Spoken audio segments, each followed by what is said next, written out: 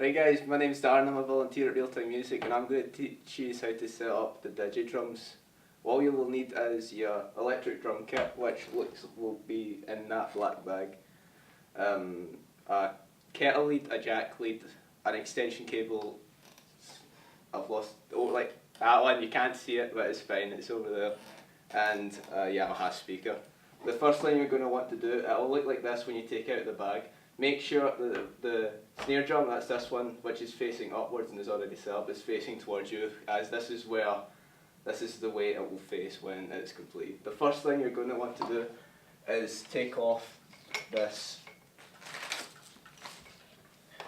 thing, which I forgot the name of, but it keeps the drum kit from clashing and breaking. So once you've got that taken off, you'll then want to pull this out to where it will suit you. So it could be wider, it could be narrower, that's your decision. The next thing you will want to do is loosen off all the knobs, or the bottom knob of each leg, and pull it all up like that. This is just so that everything's up and it's at this highest point. Once it's there, then you can adjust the separate bits to your liking, like that.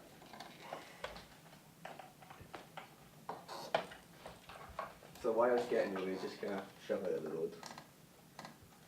It may take a lot of tinkering around, but you'll get there eventually. Once you've got the extended as high as it will go, then you can start adjusting all of the drum pieces. So we'll start with the floor tom, which is the longest one. So that can go as low as you want it.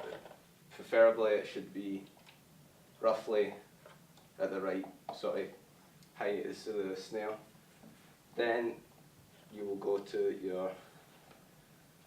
your third tom or connected tom, and once you get to this one, you will then need to adjust it back down to suit your liking again. So you'll adjust the knob, bring it down as much as you'll go. Because you've already set this one up, it will stop it at roughly the right area anyway. So once you do that, you lock it. This is just how I do it. This is an easier way of doing it, and then you adjust your floor tom back to where it was, like that. Your cymbal may need a drum key to tighten or loosen it, depending on how you like your ride. So if you want it higher, there's a little clip at the side, you can pull it up or down. Just make sure you don't lift it all the way out, as you'll pull it out and it's a pain to get back in. Right, so once you've done this side, we do this side again. This side it's a bit more complicated because it's got a bit more stuff, but once you get the hang of it, it's easy as anything. So we'll start with the brain of the drum kit, which is where all the plugs and such go. So that'll roughly be in this sort of centre area of your kit. So that is just going to be sitting there with your volumes and all that such. Now, one thing I will say, if your hi-hat is like this and your tom is like that, swing it all around and then pull your brain back around, because it's a lot easier than trying to adjust it so it comes over and under, etc. So make sure your tom's in the right place. If stuff's getting in the way, just lift it all up. Do what you've been doing. If your toms collide like that, just expand it like you did at the start, and that should fit nicely.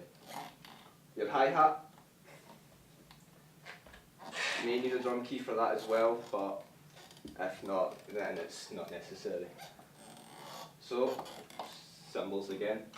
Now if they're too high, bring them down. You want them roughly off so they're not touching the toms, and high enough so obviously they feel right. Next we'll do the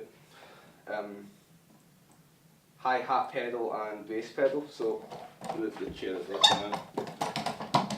The bass pedal consists of the latch for the actual pedal and the drum that's used to make the sound, of course. So just adjust that to your liking.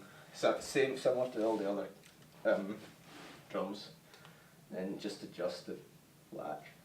You'll find the pedals in the bag with the kit, so just in with the actual kit. They'll be in 2 separate black bags. It's actually Velcro, don't really worry about the Velcro. The bass drum pedal and hi-hat pedal are significantly different shapes, so you'll be able to tell them apart. The hi-hat pedal, which is the one up I took it the wrong way around. This one's the hi-hat pedal. Simple enough. Just plug the wire in there and you're good to go. But that will come later. So set up your bass drum pedal. If the latch is too high, adjust it. Just bring it down a bit. So I just adjust it until it fits in nicely, like that. And then if you lift the actual pedal, there's a small key that you just twist until it's tight enough so you can't pull it out and it just stays there. Next we'll do the wires needed to connect the actual drum to the brain. The reason we don't already have these in is the wires get pulled a lot and it can break the kit essentially. All the wires are in roughly the right place. All of them have little labels on them that will say T2, so this is Tom 2, which is this one. Toms go from top left tom, top right tom, and then bottom floor tom, so this is 1, 2 and 3. So if you pick one up and it says T1, it's tom 1, so that will go in. Just the back of the drum. All the drums, the slot for the cables are in roughly the same place. It's just behind the actual drum, the drum itself on the left hand side. Some drums, such as the ride cymbal, just up here, it's on the opposite side, it's on the right hand side, you just shove that in. It doesn't matter if the wires are in front of the kit or that, just kind of sweep them around the side, etc. if you want them to move. So we'll just get this done. So crash.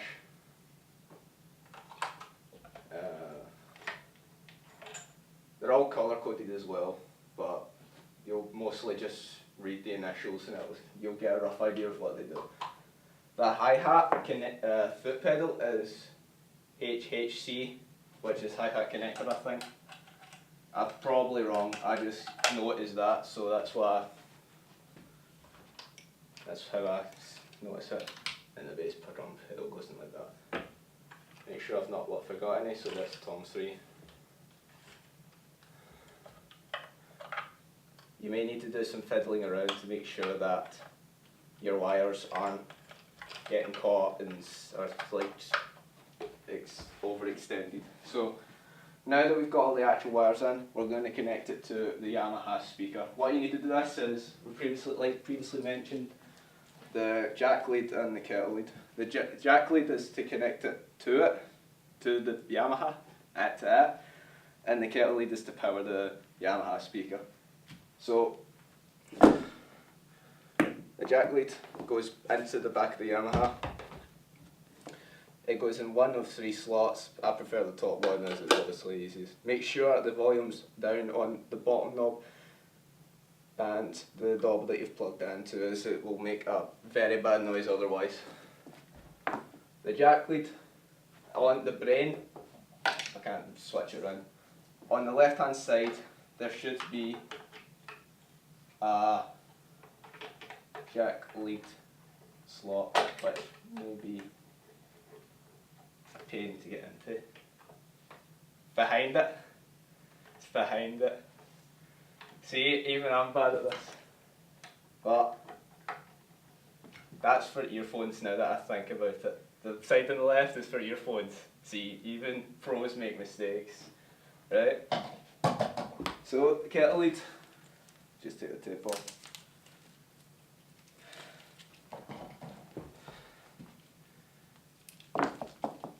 Plug it in down here. It's upside down. You'll usually need an extension of some description to get it to work, but not to get it to work, but if you want to place it somewhere where obviously there isn't up power thing, then you'll need this. So that's it, and that should be it. The on buttons here, we won't put that on until we've got everything set up because everyone likes organisation. The next thing we'll do is plug the actual kit in, because that needs its own power source as well. So if I can find the front bag. The front of the bag as well, you'll find your sticks, your power lead, and some other stuff you don't really need to bother about. I don't even know what they are. Right, so once you untangle the power lead, the side that plugs into the kit goes into the back of the brain on the right hand side. Obviously make sure that it won't get in the way of your drumming, and then just plug it in with your Yamaha. Forgetting some. Right, so now that's in, plug it into the wall.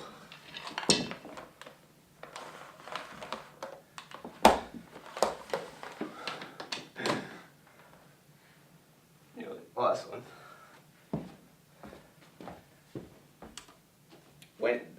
When the Yamaha is on, you'll see the green light, and then that will tell you that that's on, and then the brain will light up in different colours as well. Before you start playing, you want to make sure that everything is tight, or else obviously it'll fall apart as soon as you start playing it, and you don't want that because you just spent the last 5 to 10 minutes setting it up. So make sure that everything's tight. I'm the worst for this because I'll forget and then everything falls apart. So once everything's tight and doesn't move as much, for the sake of getting this, yeah, I'll do for now. So